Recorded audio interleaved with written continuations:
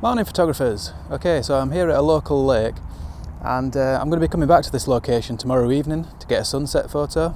I'm hoping to get some really nice sunset light over the water, and I thought I'd just come down this morning just as a bit of a recce really, to scout out some good compositions just so that I know what I'm coming back for tomorrow so that I can set up straight away and get a good shot. And today I'm not using my camera, I'm just using my phone just to get some simple snaps and find out what the best compositions and locations for my shot is going to be. So this spot here should be pretty good. We've got the rocks going out into the water and that's going to create a really nice leading line.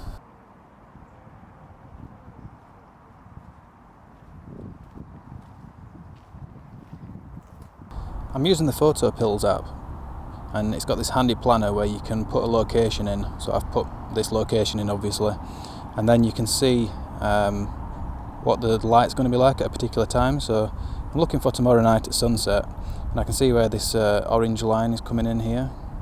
That's where the sunset is going to be, the light's going to be coming from that direction.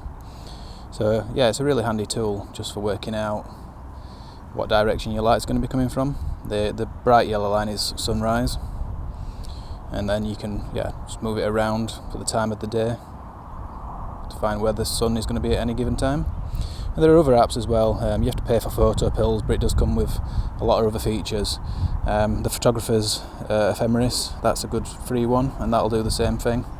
And so I know that from looking at my app that the sun is going to set from over in that direction, which is westerly obviously. So yeah, it's hopefully going to look really nice if we get a good sunset. So fingers crossed.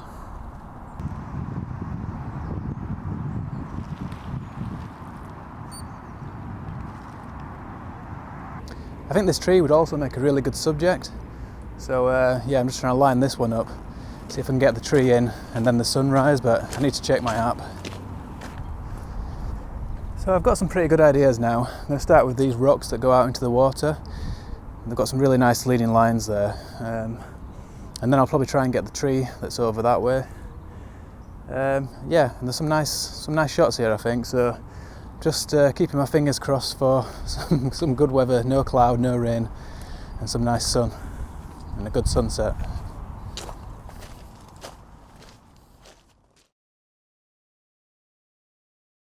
Right, it's the day after now. I've come back, it's the evening, I've come for my sunset picture. The weather's not great, there's a bit of cloud, quite a lot of cloud, and it's very windy. I'm hoping the sun is going to break through at some point through those clouds, but we'll just have to wait and see. My friend Ben is coming. He was going to be getting some drone footage, but I think it's going to be too windy. So yeah, not perfect, but we'll just see what we can do.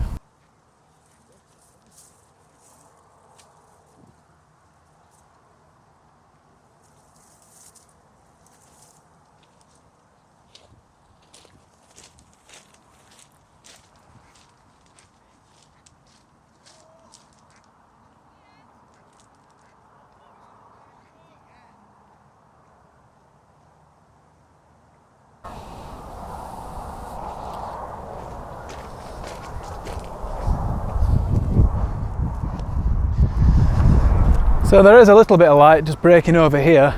If it just break a little bit more, it'd be really nice. So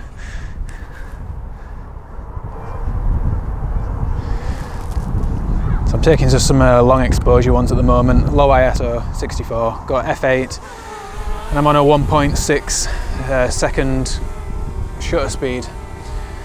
So that's really blurring my water out. I'm also going to try putting the polarizer on. Not just because of reflections, but also it'll just work as a kind of like an ND as well. Just it'll darken my exposure by a couple of stops and just let me smooth out that water even more.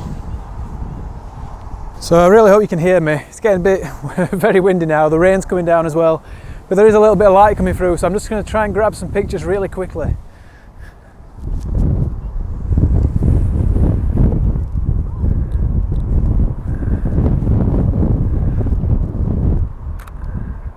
At the minute I've got an exposure of around about 6 seconds, f6.3, ISO 64.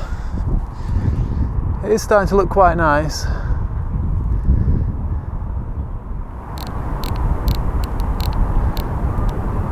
So I'm also taking a second shot which is going to be a much faster shutter speed, 1/30th of a second, just to with a higher ISO, just to freeze the grass at the front, so then I can put those two together. I've got the blurred water and then the sharp grass.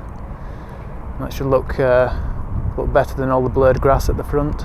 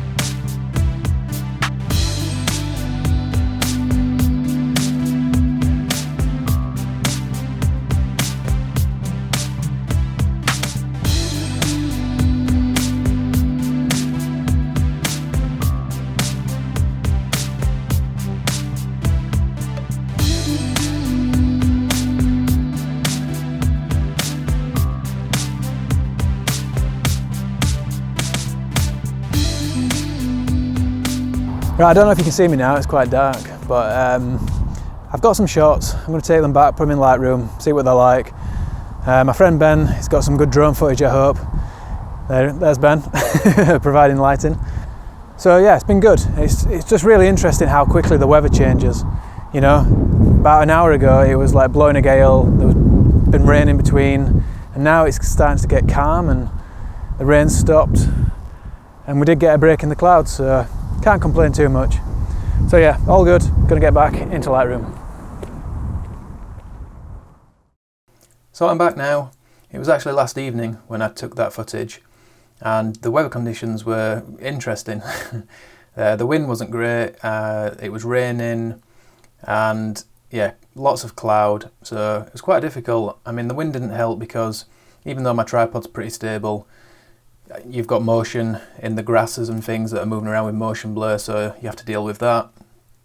The rain, I was getting it all over my lens, on my filter. I was trying to wipe that off, and that was just smearing around, and I didn't really have much time to get the shot. I mean, you don't have much time with a sunset anyway, and it was so cloudy, and that only broke very, very briefly for maybe 3 or 4 minutes and let some nice light through. So literally I had, you know, a 3 or 4 minute window whilst at the same time trying to battle with all the rain and wind and things. So given the circumstances, I'm happy with the image that I did get, and this is the final image here.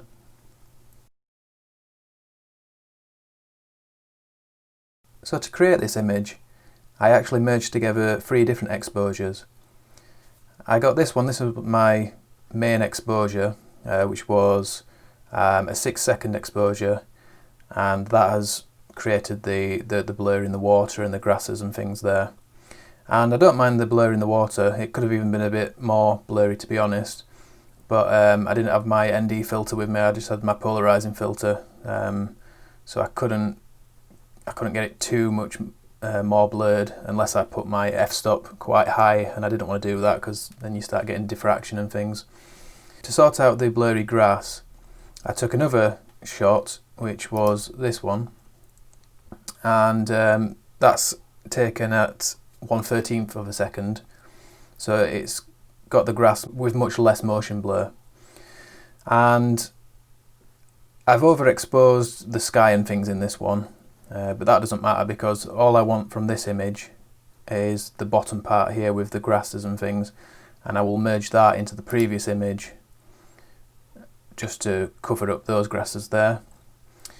And then the other shot that I got was this one, which was just to get a little bit more detail in the sky, because if you look in this one, it's a bit overexposed here.